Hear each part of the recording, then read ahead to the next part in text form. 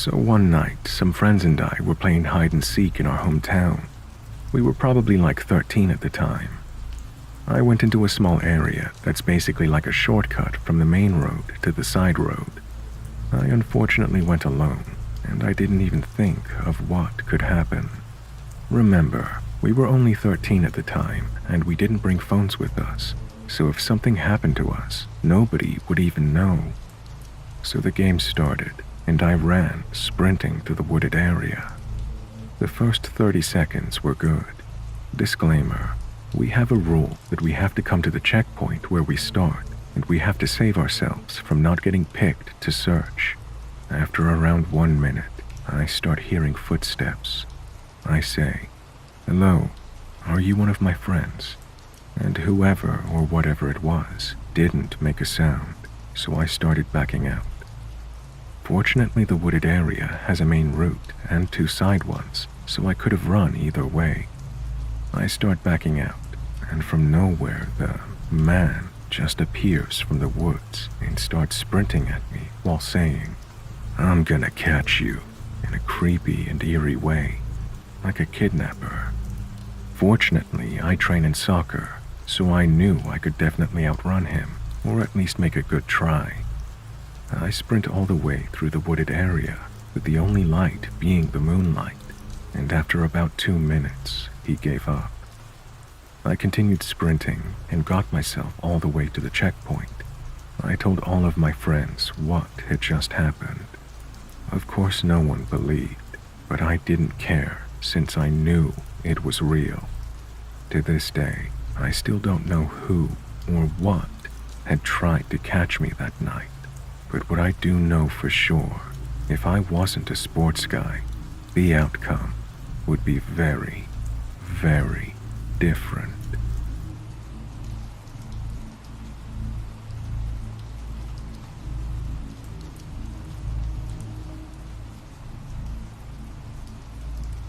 I used to work at a hospital that was mainly used for mental health. It had fully secured floors, and it was our job to control combative patients. Many patients were waiting for felony trials, so lots of stories. The worst one was we did a welfare check on a vehicle in our ER parking lot. They had been sitting there for around an hour or so. The guy inside the car wasn't responding to our attempts to get his attention. We opened up his car door, and he was trying to dig his own foot off with a flathead screwdriver. He'd gotten all the way down to the ankle bones on the one side. We had to wrestle him into the ER as he was on a ton of meth. Seeing the ankle like that and the guy's almost feral-like state felt like something out of a zombie movie.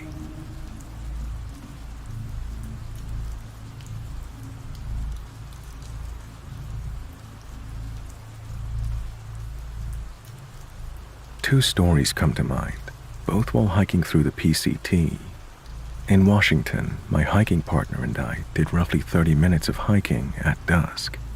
Going down switchbacks, we encountered a mountain lion standing 10 feet away from us. At this point, we were 2 miles from camp. We did what we had to do to try to scare it off, but we had a standoff with it for about 20 minutes. It definitely wasn't stalking us. It was curious as to why we scared off its dinner. I held onto my friend's backpack while she hiked forward, and I walked backwards to make sure it wasn't following us. It took us about 2 hours to go 2 more miles. The second story was in Oregon, not too far past Crater Lake. We were camped not too far from a trailhead in the middle of nowhere. Around 2 a.m., a few pickup trucks pulled up, and the people in them started yelling and screaming random stuff. They blindly started shooting into the woods. Thankfully, I don't think in our direction.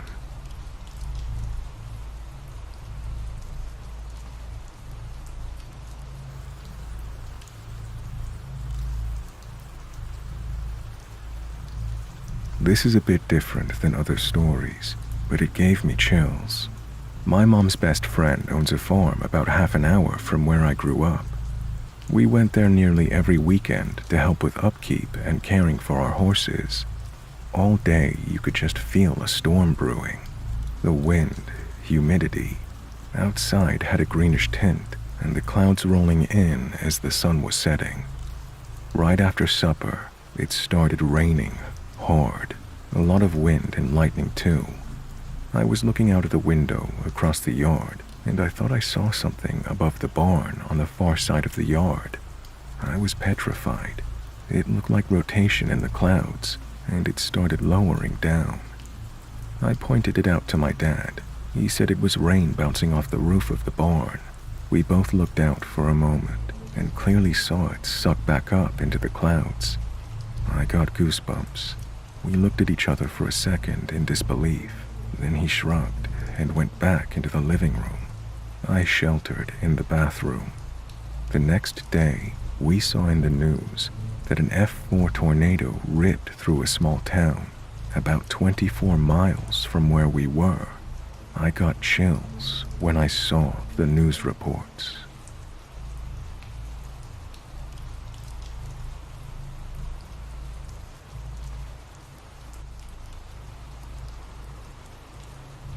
I was about 5 or 6 years of age when my grandmother had a party in the local pub in town opposite the local bus station. When the party ended, we went to the bus station. It was my mom, her sister, and I. There was a weird old man already at the station. He looked very creepy. I remember vividly his face and facial expressions, and the dirty brown coat that he was wearing, and his disgusting smile. First, he seemed like a normal old man making conversation, although creepy looking, but he started trying to touch my mom and grabbing me. I remember running around and hiding behind my mom's legs to stop him from touching me or grabbing me. We got on the bus, shaken up, and we sat on the back of the bus, and for whatever reason, the man didn't get on our bus. I'm not sure if he was full or just decided not to. He got on the next bus that came along, and the two buses were driving in a convoy the whole route. This man just stood at the front by the bus driver, staring into our souls. We got off the bus, and my auntie ran with me in her arms all the way back home, with my mom closely following. I'm not sure if he got off his bus or what happened after. I have questioned and questioned my auntie and my mother because I thought I imagined it. I often wonder what his intentions were, if he just wanted to scare us, or if he had a more sinister plan, but I guess we'll never know.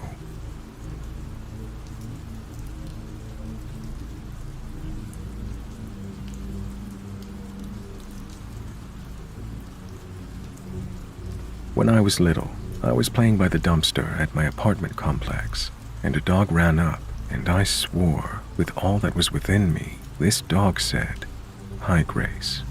So I took this stray dog home, immediately exclaiming that I was Dr. Dolittle. The very next morning, our complex was full of police because a little girl had been abducted the night before from the playground dumpster area and was now missing. I think they found her bike and shoes in that same dumpster. Another story was on Halloween. I was driving to go to the movies on speakerphone with my friend, and a massive car accident happened all around me.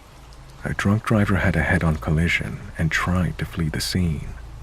I felt other cars hit my car, but I'd covered my face, screaming. Well, my car didn't have a scratch, not a dent. My car was covered in broken glass. It even came through the windows. I was just sitting there, boxed in by 4 cars, in a fatality and other severely injured accident, with EMS looking at me like I was a miracle. But I'd been so bounced around, I couldn't figure out how nothing hit my car. My neck and chest were slightly red from the seatbelt. I sat there for hours in the scene because the other cars were totaled and there had been an ejection, but my CD player that had never worked started working all of a sudden, playing in a loop, "Go Your Own Way" by Fleetwood Mac. I ended up having to get a new radio, as it would never play anything other than that song. I still have the CD.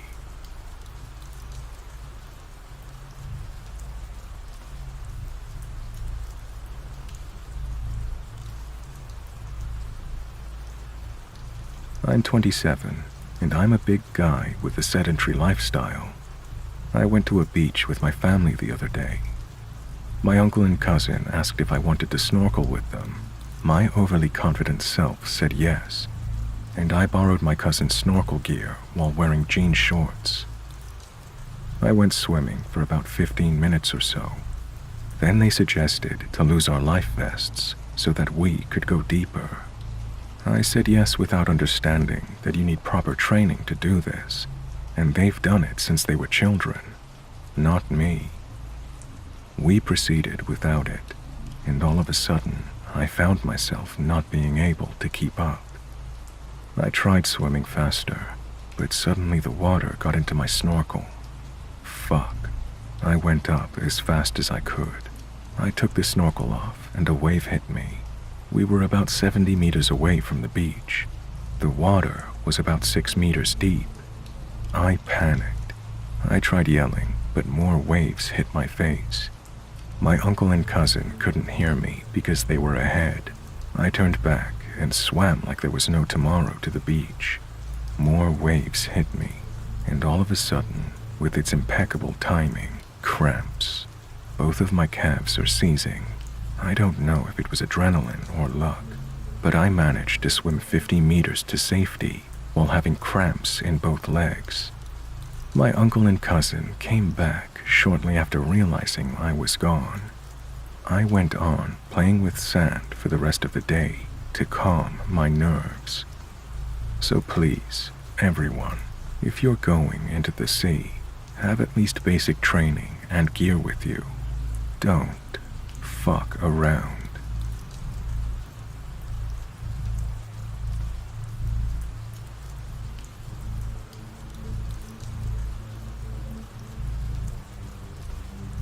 This happened in the Bikerneku Forest, Riga, Latvia.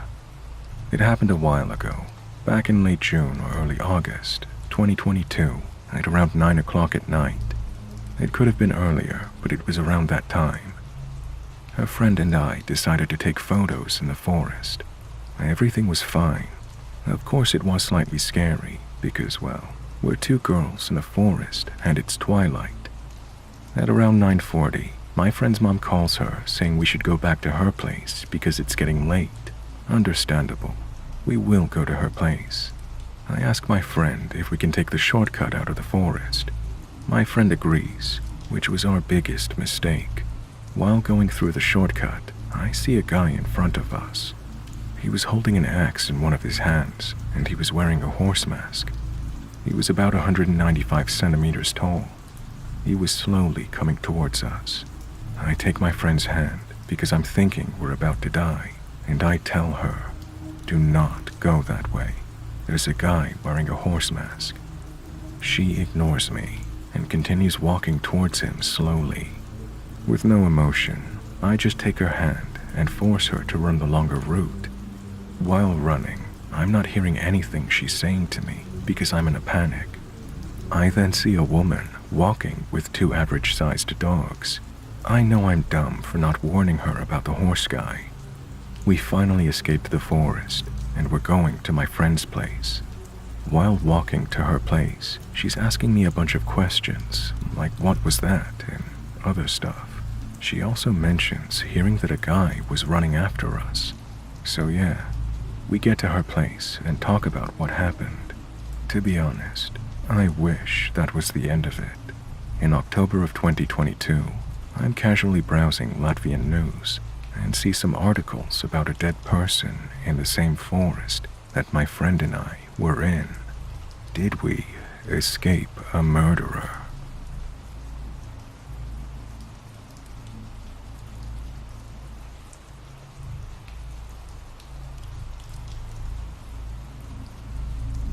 This happened before Christmas when I was 26, and it sticks with me to this day. I've thought about sharing this many times, but I was never sure if it was scary enough. I guess you decide. My husband, who was my boyfriend at the time, and I decided to meet for dinner at a Christmas market here in Switzerland. He would pick up our dog from doggy daycare, and I would get there after work. Some things that are good to know. At that point, We'd had our dog for about a year. He's called Bean. He's a medium-sized dog, and before he came to Switzerland, he was a street dog in Italy. He was about 2.5 years old at that time, and he loved and still loves to get all the attention he can get. Also, Christmas markets are incredibly busy here, especially after work. People will meet there with friends to eat dinner and drink mulled wine. When we got to this Christmas market, we realized that it was way too busy to walk through with a dog, and I sent my boyfriend off to get my favorite street food, malawak. I waited at the edge of the market with Bean. Bean likes to greet everyone who looks at him, and by that point, I'd gotten used to talking with strangers because my dog wanted to meet them, so I wasn't too concerned at first when a guy came up to me. Full transparency, I don't remember word for word what was said. I'm not even sure what language this happened in. I do remember that Bean happily greeted this guy, trying to stand up against him and licking his hands. The guy asked for his name and what breed he is. I told him that Bean is a pincer mix. That's when the situation started to turn. The man insisted that he must be a Basenji. How could I say he's a pincer? All of a sudden, he switched. There's no better word to explain it. He grabbed Bean's leash and said, "I'll go now," and just try to walk off with my dog. Thankfully, I had a firm grip on his leash. I was incredibly confused and flustered and just stammered out that he can't take my dog. He got increasingly more angry with every second that I didn't let go of the leash. I loudly told him to leave me alone, and Bean started to bark at the man. I've never seen Bean this angry and scared at the same time, and thankfully, the man let go of the leash and slipped into the crowd. I was left standing there, a dumbfounded mess with a mess of a dog. Bean was barking and shaking, so I knelt down to calm him down, holding him and talking to him. My boyfriend was still somewhere in the crowd, waiting for our food. After a while, a woman walked up to me and told me not to put my heel to the floor, as she had just seen someone put a poppet there. Now I don't know what is worse. Was it the same guy that tried to steal Bean? Or was it someone else who saw a distressed dog and thought, well, let's scare that dog a bit more? I think the worst thing for me was that apart from that woman who warned me, no one helped me when I was harassed by a weird guy, even though I loudly told him to go away, and there were other people standing very close just watching. Bean was the one who scared off the guy in the end. Thankfully, the events of that evening had no lasting impact on Bean. He still loves to greet strangers. I still remember it, and I don't think I will ever forget it.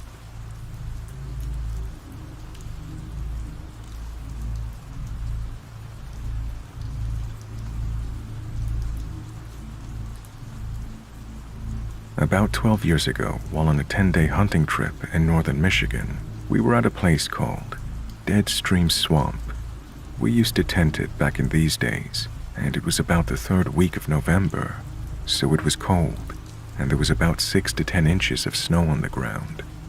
It was time to call it a night. We got in our mummy bags on our cots and had a small battery-operated radio we would listen to while falling asleep. The Michigan backwoods get dark as fuck. I mean pitch black and eerie. I passed right out this night, but got woken up sometime later by my hunting buddy Dave, saying my name repeatedly. I was sleeping so good, I literally remember thinking it was the radio playing. Then I took notice to my name, and Dave sounded terrified. I said, "What?" "Dude, get your fucking gun. Get your fucking gun," Dave says. I'm disoriented, but I remember saying, "Why? What's wrong?" He then said, "Dude, someone's here." Now let me add, we were backwoods campers. We didn't stay at state parks or campgrounds, and we were a good 40-minute drive back in the thick Michigan Huron National Forest from any roads or civilization. We had set up our camp at the end of a very long dead-end 2-track. We had been there for 5 or 6 days at this point and never saw another person or even sign of someone else being out there. So I'm all like, what the fuck? And in my disbelief haze, I mumbled something like, what do you mean there's someone here? Did you order a fucking pizza? Dave says, dude, listen. Finally, I came to enough to realize the radio was off, but I could hear AC/DC blaring through the forest and a faint sound of an old pickup truck blazing up the 2-track towards our camp. I have a big 19-foot tent with a huge rubber tarp draped over it, so it was hard to tell there was a tent there if you didn't know there was. At this time, I realized this is wrong, and no one should be driving to our camp in the middle of the night, so I'm reaching for my weapon. Now the headlights were moving across the tent while the truck made its way through the winding 2-track, and it was within 100 yards of our tent. I finally heard yelling over the AC/DC, which sounded like an old drunk hillbilly screaming with a screechy-like voice, saying something about, hey, you fucking neighbors, get your asses out here. At this point, he literally had his truck about a foot away from the door of my tent and was revving his engine up. It blew my mind if this guy found us or even knew we were there. This was really odd. In all my fear, I racked a shell into my Winchester 20 gauge and screamed, you better get the fuck out of here. I'm not playing around. The engine revved up louder, and his truck inched closer to the tent. I thought for sure he was going to run over us. I yelled as loud as I could, I'm not playing. I'm about to start shooting. He must have got the message because he backed his truck up and left, but very, very slowly. The rest of the trip had a very odd feeling, and we never figured out who he was or where he came from. Way out by the dirt road where we had turned off of to get back here, there were 2 or 3 mobile home trailers that reminded me of the movie The Hills Have Eyes. Just very dirty. Lots of odd things hanging on the porches and junk everywhere in the front yards, like old fridges, junk cars, and trash. I'm assuming the guy lived in one of them, but we never found out. It still gives me the creeps thinking about it. I thought I was going to have to shoot him in fear of our lives. It was frightening, to say the least.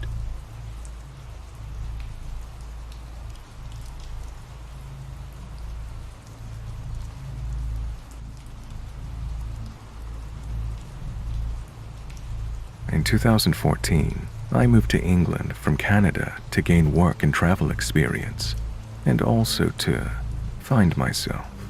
I ended up living in Essex with 3 other roommates. They were all women, all a bit older than I was. I was 24 at the time, Megan was 31, Cherry was 34, and Cassie was 38. Megan was from New York, Cherry from New Jersey, and Cassie from Poland. All 4 of us shared this 3-story flat. The back of our home was the living room and kitchen. The back wall was complete glass that looked out into the garden. The garden was completely fenced in.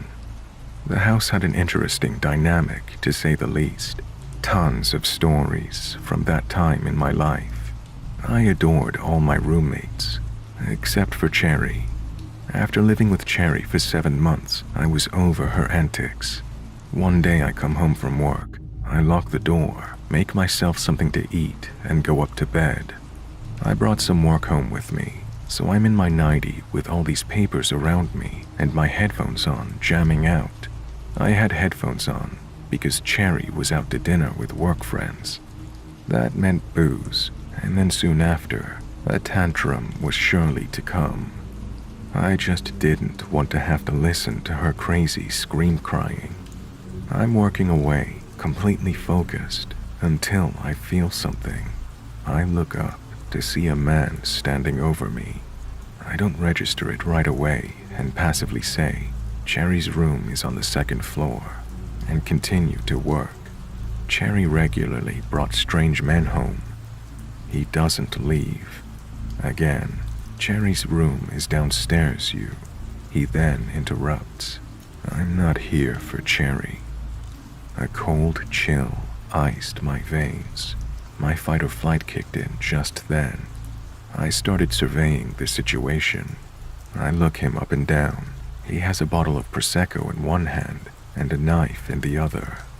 He's about 5'10", wild muddy brown hair and black eyes.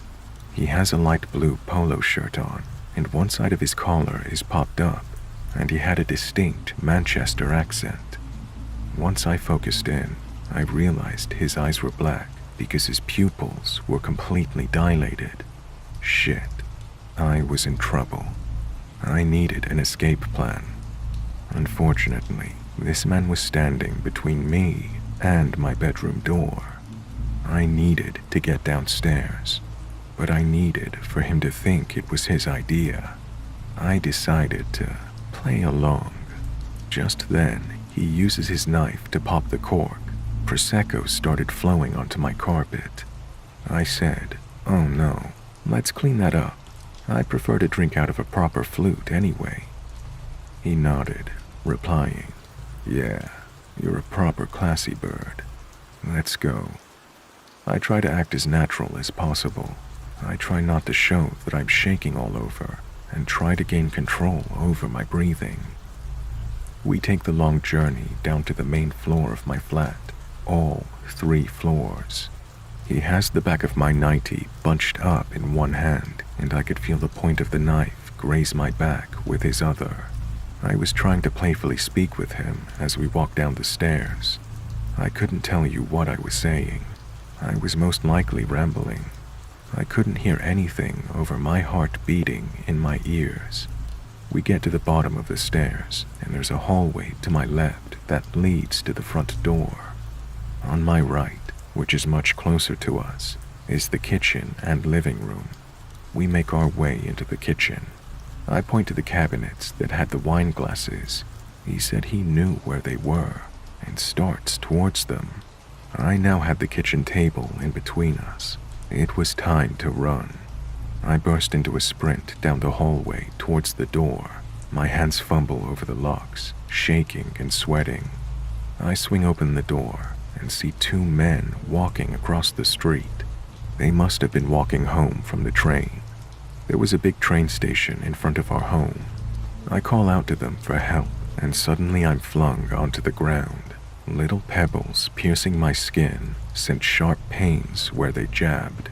The intruder pushed me out of the way to run and escape. One of the men chased after the intruder, while the other said for me to go inside while he surveyed my home and to call the police. I locked the doors and I called the police. While I'm on the phone with dispatch, I maniacally run around the house to double-check all the windows and doors. Suddenly, I hear a loud bang on my door. I inform the dispatch of the banging, and she informs me that the police weren't there yet. I thought it might be one of the gentlemen who helped me. I go to look out the eye hole, and it's him, the intruder. He came back. He's banging on my door, screaming that I had his glasses and that he was not done with me. I absolutely freak out. The dispatcher attempts to calm me down, but I'm losing my ever-loving mind. She then said, "They're pulling onto your street now. You should hear the sirens." I did, thank God. The intruder then blasts off. One officer jumps out of the passenger side while the car is still moving and chases after him. The second officer comes into my home, interviews me and the 2 gentlemen, collects evidence, takes photos. After some time of him being there, Cherry comes home and freaks out. Once the situation was explained to her, she said, "Oh my God, that could have been me." Yeah, thanks Cherry, it's all about you. The next morning, I'm called in to identify a man they had in custody. I pointed him out. I go into a little room and the officer pulls out an evidence bag. He asked me if the items were mine. They were. There were my underwear and photos taken from my home. The officer informed me that the intruder had been stalking me for some time now. He estimates 3 months. He had made a nest outside of our home on top of a hill that overlooked into our living room and kitchen. He is a known sex offender and drug dealer. The officer then told me how lucky I was to get out, practically unharmed. Others weren't so lucky. To the man who stalked me and broke into my home, let's not meet again. However, I would love to run into those two gentlemen again. Every day, I am thankful for them.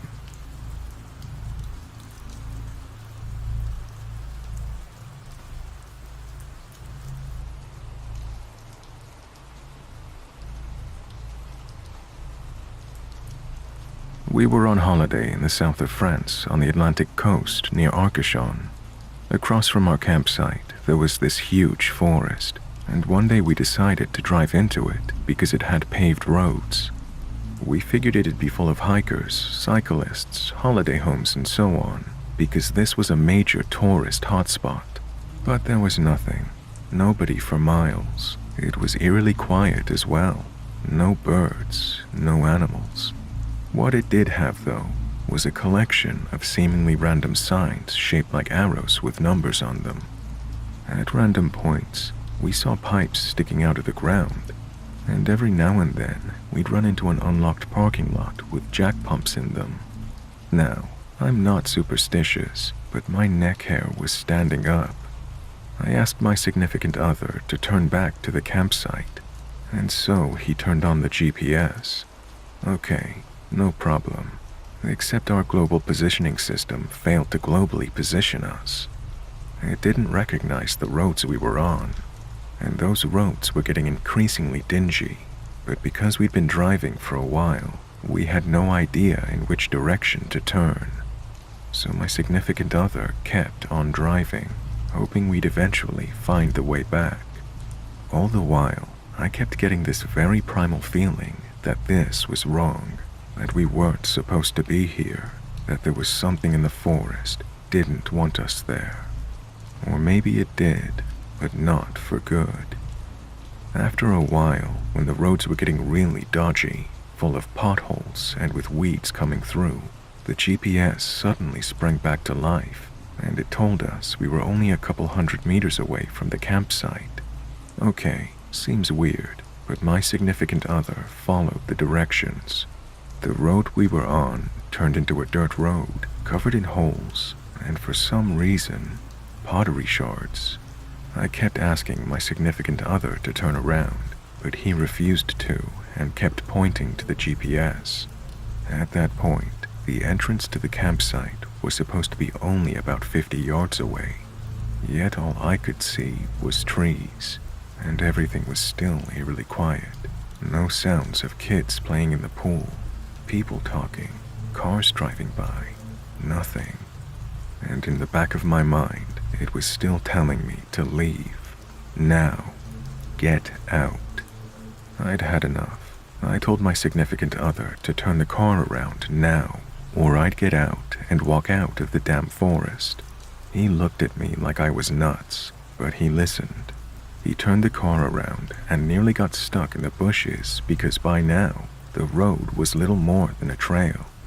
Miraculously, once we turned back, our GPS sprang to life once again. It sent us in the opposite direction immediately, and we drove out of the forest in minutes, when before, all we'd been able to do was drive in circles. I'm not one who believes in ghosts, but I figured the GPS wouldn't randomly make up a position. So the next day, I crossed the road across the campsite and went back into the forest to see if I could find the road we'd been on, since it was supposed to be only 50 yards from the campsite gates. I looked for over an hour. I could not find the weird trail we'd been on with the pottery shards. It mostly stuck with me because I'm a fairly rational person, or so I'd like to think.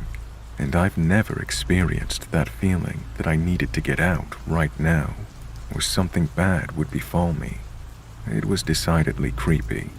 I'd be tempted to go back just to see if I'd get the same feeling. if our new and improved GPS would be more ghost-proof. But unfortunately, the entire forest burned down to the ground a few years back.